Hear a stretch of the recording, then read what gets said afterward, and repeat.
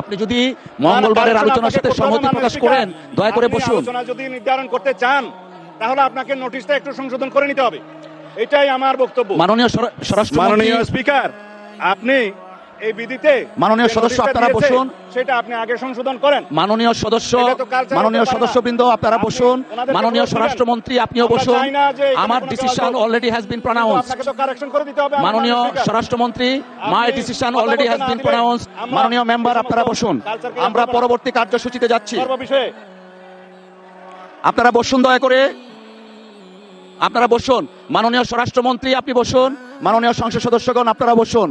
My decision has been pronounced. 31শে মার্চ নির্ধারণ করা হয়েছে। সর্বশেষ আলোচনার জন্য 2 ঘন্টা সময় থাকবে। ধন্যবাদ আপনাদেরকে, ধন্যবাদ। পার্লামেন্টের একটা সংসদীয় কমিটি ফর্ম করব, যেখানে সংবিধান সংশোধনের জন্য সবাই প্রস্তাব দিবেন। বিরোধী দল, সরকারি দল, স্বতন্ত্র সদস্য থেকে সবাই মিলে আমরা সেখানে প্রস্তাব নেব এবং একটা নির্ধারিত সময়ের মধ্যে আমরা সেই রিপোর্ট এই পার্লামেন্টে প্রদান করব। এবং সেই কমিটি ইচ্ছা করলে পার্লামেন্ট এবং পার্লামেন্টের বাইরে দেশের সমস্ত সংবিধান বিশেষজ্ঞ এবং বিশিষ্ট জন, স্টেক হোল্ডার, পত্রিকার সম্পাদক সহ সবাইকে আমরা ইনভাইট করে তাদের মতামত নেব। এবং আমরা জাতীয় ভিত্তিতে যেটা আমরা সম্মত হয়েছি, যে জুলাই জাতীয় সনদ যেভাবে স্বাক্ষরিত হয়েছে উইথ নোট অফ ডিসেন্ট, যারা জনগণের ম্যান্ডেট প্রাপ্ত হয়েছে সেই নোট অফ ডিসেন্টগুলো ম্যানিফেস্টোতে উল্লেখ করার পরে সেই হিসাবে যাব, নাকি শুধুমাত্র আমরা এখানে ডিবেট করে মুলতবি প্রস্তাব গ্রহণ করা হইলো হ্যাঁ অথবা না বলেন না করছে এগুলো সেখানে যাব। মেজরিটির ভিত্তিতে আমরা যেতে চাই না। আমরা সমঝোতার ভিত্তিতে জাতীয় সংসদে একটি এমন সংবিধান সংশোধন করতে চাই যেই দলিলটা আমরা জুলাইয়ের গণ অভ্যুত্থানের শহীদের আকাঙ্ক্ষাকে আমরা ধারণ করতে পারি। আমরা বাংলাদেশের মানুষের পরিবর্তিত পরিস্থিতিতে সকল প্রত্যাশাকে ধারণ করতে পারি। সেই জুলাই গণ অভ্যুত্থানের শহীদের আকাঙ্ক্ষা, প্রত্যাশা, জনপ্রত্যাশা, বিরোধী দল এবং সরকারি দল সবাই মিলে যারা সংসদের বাইরে আছে তাদেরও মতামত সহ নিয়ে আমরা এমন একটা দলিল রচনা করি যাতে করে আমরা অনেক দিন এই দলিলটা নিয়ে কাজ করতে পারি। অনেক দিন বলার কারণ হচ্ছে সংবিধান মানুষের প্রয়োজনে, দেশের প্রয়োজনে, সমাজের প্রয়োজনে, চাহিদা অনুযায়ী সময়ে সময়ে অবশ্যই কিছু কিছু বিধান পরিবর্তন করতে হয় সময়ের দাবি। সেই জন্য আমরা একটা পারপিচুয়াল নেচারের অ্যামেন্ডমেন্ট করি, যেটা অন্তত দীর্ঘদিন পর্যন্ত আমাদের এখানে থাকবে। আমরা সেই সংবিধান নিয়ে আগাতে পারবো। আপনি এখন ডিসাইড করতে পারেন মাননীয় speaker, you are my lord of the house. ধন্যবাদ। মাননীয় বিরোধী দলের নেতা,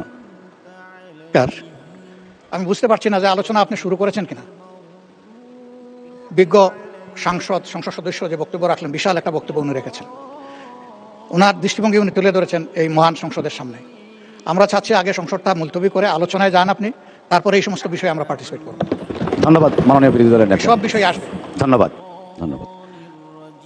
আমরা মাননীয় আইনমন্ত্রী এবং মাননীয় স্বরাষ্ট্রমন্ত্রীর বক্তব্য শুনেছি, পাশাপাশি মাননীয় বিরোধী দলের নেতা যিনি উত্থাপন করেছেন ওনার বক্তব্য শুনেছি। সবার বক্তব্য শ্রবণ করে সংসদের কার্যপ্রণালী বিধি 65(2) অনুযায়ী আমাদের 3 দিনের মধ্যে এই বিষয়টাকে নিষ্পত্তি করতে হবে। সেই হিসাবে আগামী 31শে মার্চ 2026 তারিখ রোজ মঙ্গলবার দিনের সর্বশেষ বিষয় হিসাবে 2 ঘন্টা কাল বিরোধী দলের নেতার মুলতবি প্রস্তাবটি আলোচনার জন্য সময় নির্ধারণ করছি।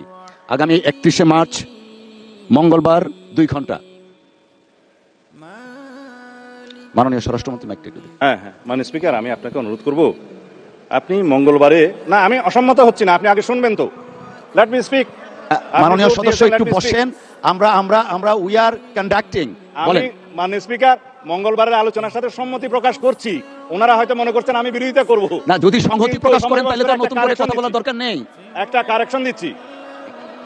মাননীয় স্বরাষ্ট্রমন্ত্রী, আপনি যদি মঙ্গলবারের আলোচনার সাথে সম্মতি প্রকাশ করেন দয়া করে বসুন। আলোচনা যদি নির্ধারণ করতে চান তাহলে আপনাকে নোটিশটা একটু সংশোধন করে নিতে হবে, এটাই আমার বক্তব্য। মাননীয় স্বরাষ্ট্রমন্ত্রী, মাননীয় স্পিকার, আপনি এই বিধিতে মাননীয় সদস্য আপনারা বসুন, সেটা আপনি আগে সংশোধন করেন। মাননীয় সদস্যবৃন্দ আপনারা বসুন, মাননীয় স্বরাষ্ট্রমন্ত্রী আপনিও বসুন। আমার ডিসিশন অলরেডি হ্যাজ বিন প্রনাউন্সড। মাননীয় স্বরাষ্ট্রমন্ত্রী, my decision already has been প্রনাউন্সড। মাননীয় মেম্বার আপনারা বসুন, আমরা পরবর্তী কার্যসূচিতে যাচ্ছি। আপনারা বসুন, দয়া করে আপনারা বসুন। মাননীয় স্বরাষ্ট্রমন্ত্রী আপনি বসুন, মাননীয় সংসদ সদস্যগণ আপনারা বসুন। My decision has been pronounced. 31শে মার্চ নির্ধারণ করা হয়েছে। সর্বশেষ আলোচনার জন্য 2 ঘন্টা সময় থাকবে। ধন্যবাদ আপনাদেরকে, ধন্যবাদ।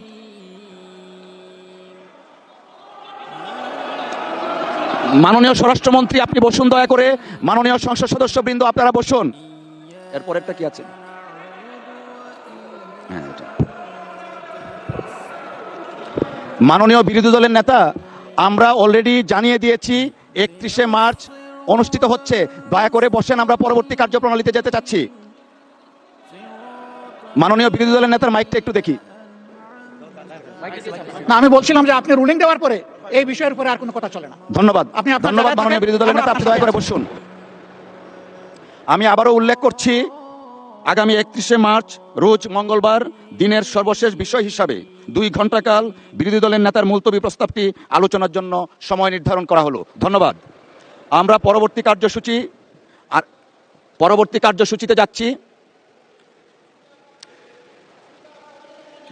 জি, সবার দিকে তাকাচ্ছি। পরবর্তী কার্যসূচি আরেকটা মুলতবি প্রস্তাব আছে। আপনারা দয়া করে বসুন, আমি পরবর্তীতে যাচ্ছি। Ruling has been passed. দয়া করে বসুন আপনারা, মাননীয় সদস্যবৃন্দ দয়া করে বসুন। দ্বিতীয় মুলতবি প্রস্তাবের নোটিশ একটু আমি একটু পরে আসছি আপনার কাছে, বসুন দয়া করে একটু বসুন। দ্বিতীয় মুলতবি প্রস্তাবের নোটিশটি দিয়েছেন মাননীয় সংসদ সদস্য জনাব মোহাম্মদ নাজিবুর রহমান, পাবনা 1 থেকে নির্বাচিত। তিনি বিদ্যমান জ্বালানি সংকট ও বিশ্বের যুদ্ধকেন্দ্রিক অর্থনৈতিক সংকটের প্রেক্ষিতে করণীয় প্রসঙ্গে আলোচনা করার জন্য এই সংসদের কাজ এখন মুলতবি করা হোক মর্মে প্রস্তাব করেছেন।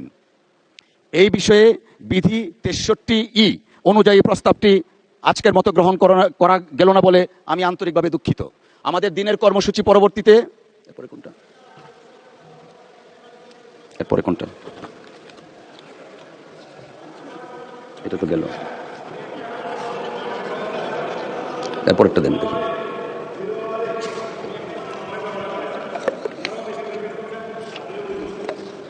এটা না,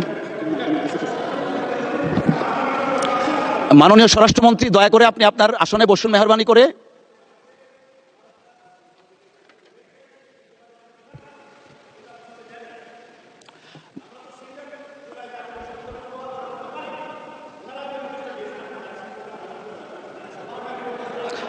মাননীয় মন্ত্রী মহোদয় আপনি বসুন দয়া করে।